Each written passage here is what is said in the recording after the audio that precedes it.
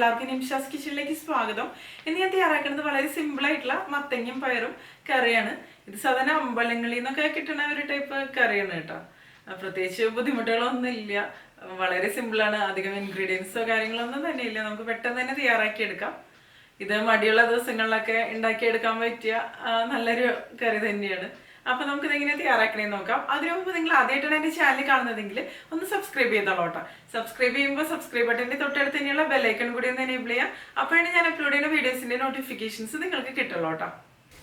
അപ്പൊ നമുക്ക് തുടങ്ങിയാലോ. ഞാനിവിടെ ഒരു മത്തങ്ങയാണ് കേട്ടോ അതിന് വേണ്ടിയിട്ട് എടുത്തിരിക്കുന്നത്. ഇത് നമുക്കൊന്ന് കട്ട് ചെയ്തെടുക്കാം കേട്ടോ.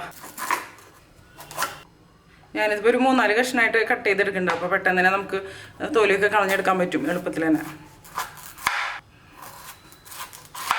മത്തങ്ങ എന്ന് പറയുമ്പോൾ ഒരുപാട് ഹെൽത്ത് ബെനിഫിറ്റ് ഉള്ള ഒരു ഐറ്റം തന്നെയല്ലേ. കുറച്ച് ഇതുപോലെ പഴുത്ത മത്തങ്ങ ആയിരിക്കും ഈ കറിക്ക് കൂടുതൽ ടേസ്റ്റ് കൊടുക്കുക. പിന്നെ നിങ്ങൾക്ക് വേണമെന്നുണ്ടെങ്കിൽ വലിയ ടൈപ്പ് മത്തങ്ങ ഉപയോഗിക്കാം കേട്ടോ, അത് നല്ലതാണ്. എനിക്കിപ്പോൾ ഇതാണ് ഇവിടെ കിട്ടിയത്. അതായത് ഇതിൻ്റെ പുറം ഭാഗം പച്ച കളറിലുള്ള ഒരു മത്തങ്ങ കിട്ടില്ലേ, അത്. ഇപ്പം ഞാൻ എല്ലാം കട്ട് ചെയ്തെടുത്തിട്ടുണ്ട്. ഇനി നമുക്കിതിൻ്റെ തോലിയൊന്ന് കളഞ്ഞെടുക്കണം. മത്തങ്ങയുടെ തോലിയൊക്കെ കട്ട് ചെയ്തെടുക്കുമ്പോൾ ശ്രദ്ധിച്ച് ചെയ്യാട്ടോ, കൈയൊക്കെ പെട്ടെന്ന് മുറിയാൻ സാധ്യതയുണ്ട്. കുറച്ച് താഴ്ത്തി തന്നെ ആ ഒരു ഗ്രീൻ കളർ വരരുത്, ആ ഒരു രീതിയിൽ കട്ട് ചെയ്തെടുക്കുക. ഈ ഒരു പോർഷൻ മാറ്റാം. ഇതിന് നമുക്കൊരു പ്ലേറ്റിലേക്ക് ഇട്ട് കൊടുക്കുക. ഇതുപോലെ തന്നെ നമുക്ക് എല്ലാത്തിൻ്റെയും തോലിയൊക്കെ കളഞ്ഞെടുക്കാം കേട്ടോ. ഇപ്പം ഞാൻ ഈ മത്തങ്ങ മുഴുവൻ ഈ ഒരു സൈസിൽ കട്ട് ചെയ്തെടുത്തിട്ടുണ്ട് കേട്ടോ. ഒരുപാട് ചെറിയ കഷ്ണങ്ങളാക്കി എടുക്കേണ്ട ആവശ്യമൊന്നുമില്ല, കാരണം ഇത് കുക്കായിട്ട് വന്നോളും. പിന്നെ നമുക്ക് ഇതിന് വേണ്ടിയിട്ട് വേണ്ടത് വൻപയറാണ്, അതായത് ഉണക്കപ്പയർ. ഞാനിപ്പോൾ 1.5 കപ്പാണ് കേട്ടോ ഇതിന് വേണ്ടിയിട്ട് എടുക്കണത്.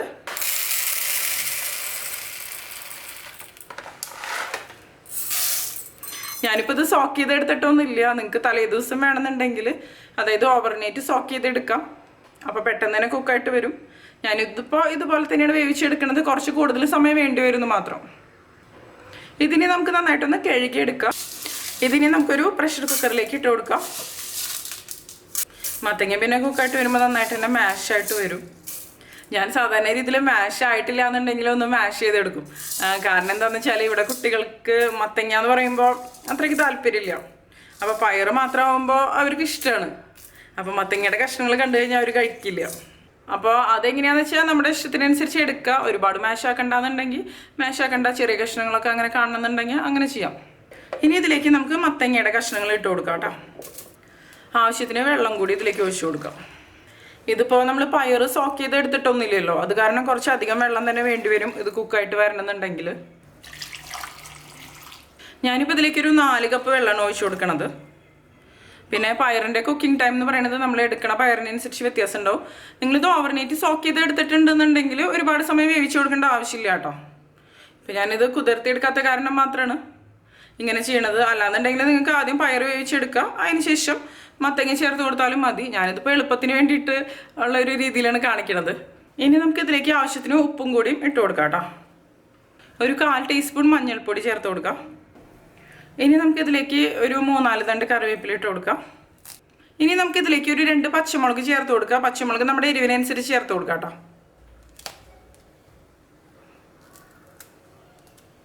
നമ്മൾ പിന്നെ ഇതിലേക്ക് എരിവിന് വേണ്ടിയിട്ട് മുളക് പൊടിയൊന്നും തന്നെ ചേർത്ത് കൊടുക്കണില്ല. ഇനി ഇതെല്ലാം കൂടി നമുക്ക് നന്നായിട്ടൊന്ന് മിക്സ് ചെയ്ത് കൊടുക്കാം കേട്ടോ. ഇപ്പം ഇത് നന്നായിട്ട് തന്നെ മിക്സ് ആയിട്ട് വന്നിട്ടുണ്ട്. ഞാൻ ഫ്ലെയിം ഓൺ ചെയ്ത് കൊടുത്തിട്ടുണ്ട്.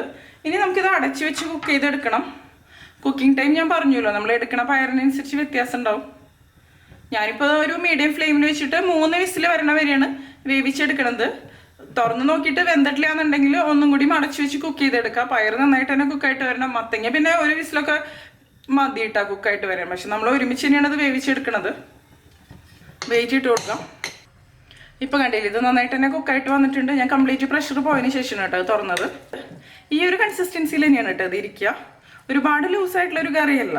ഇപ്പോൾ ആവി ക്യാമറയിൽ അടിച്ചിട്ട് കറക്റ്റ് കാണില്ല എന്ന് തോന്നുന്നുണ്ട് അല്ലേ. നന്നായിട്ടൊന്ന് മിക്സ് ചെയ്ത് കൊടുക്കാം. അതിനുശേഷം ഉപ്പൊക്കെ കറക്റ്റ് ആണോ നോക്കാം. ഇത് കുറച്ച് ലൂസായിട്ടാണ് കിട്ടിയെന്നുണ്ടെങ്കിൽ, അതായത് വാട്ടർ കണ്ടൻറ്റ് കൂടുതലാണെന്നുണ്ടെങ്കിൽ ഒന്നും കൂടി ഒന്ന് തിളപ്പിച്ചെടുത്താൽ മതി. കറക്റ്റ് കൺസിസ്റ്റൻസിയിൽ എടുക്കാം. ഞാൻ ഒന്ന് ടേസ്റ്റ് ചെയ്ത് നോക്കട്ടെ. ഇതിലിപ്പോൾ ഉപ്പും എരിവൊക്കെ ആവശ്യത്തിന് തന്നെ ഉണ്ട് കേട്ടോ. ഇനി നമുക്കിതിലേക്ക് ഒഴിച്ചു കൊടുക്കേണ്ടത് വെളിച്ചെണ്ണയാണ്. ഞാനിപ്പോൾ ഒരു 1.5 ടേബിൾ സ്പൂണാണ് ഒഴിക്കണത് കേട്ടോ. അതിനുശേഷം നമുക്ക് നന്നായിട്ടൊന്ന് മിക്സ് ചെയ്തെടുക്കാം. പിന്നെ നമുക്കൊരു 3-4 തണ്ട് കറിവേപ്പിലയും കൂടി ഇട്ട് കൊടുക്കാം. നന്നായിട്ടൊന്ന് മിക്സ് ചെയ്ത് കൊടുക്കാം. ഇപ്പം ഇത് റെഡി ആയിട്ട് വന്നിട്ടുണ്ട് കേട്ടോ. നമ്മുടെ സിമ്പിളായിട്ടുള്ള മത്തങ്ങ പയർ കറി റെഡി ആയിട്ടുണ്ട്. അത്യാവശ്യം എരിവുണ്ടാവണം, കാരണം മത്തങ്ങയ്ക്ക് ഒരു മധുര രസമാണല്ലോ. അപ്പോൾ അത്യാവശ്യം ടേസ്റ്റ് ഉണ്ടാവണമെന്നുണ്ടെങ്കിൽ എരിവ് അത്യാവശ്യം ഉണ്ടാവണം.